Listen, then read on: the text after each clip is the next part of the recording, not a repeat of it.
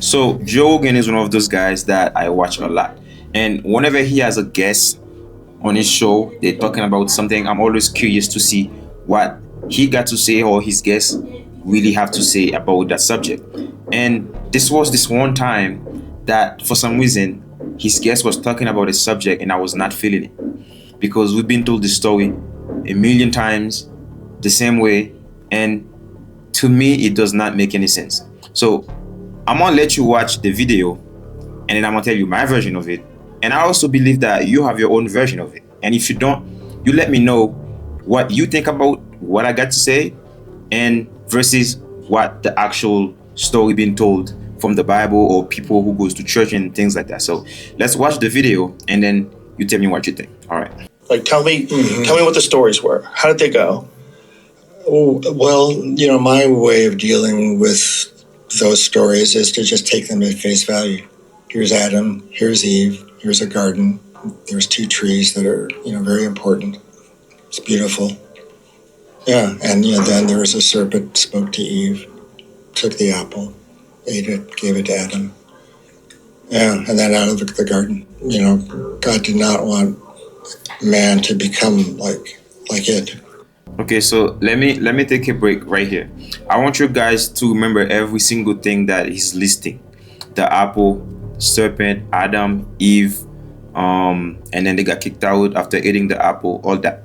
Remember them because it's gonna make sense later what I'm trying to tell you, my version of this story. All right.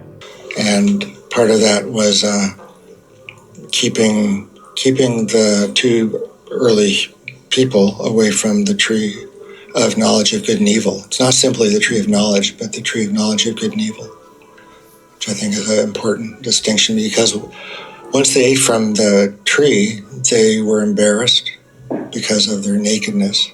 And then they hid, thinking they could hide from God. And they didn't believe that before.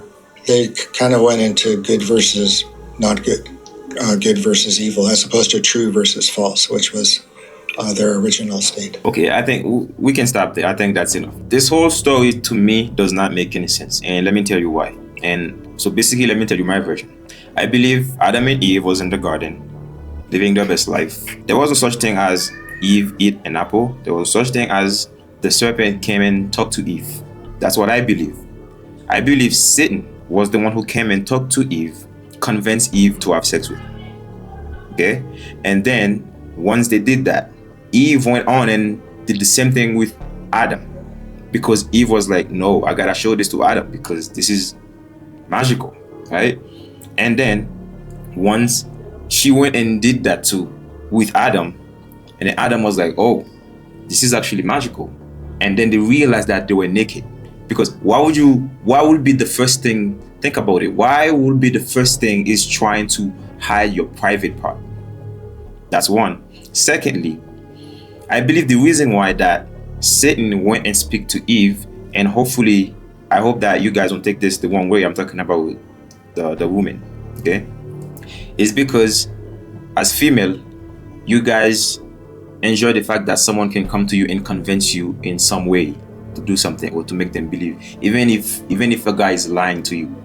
Sometimes they got more chance of winning that battle versus them actually telling the truth.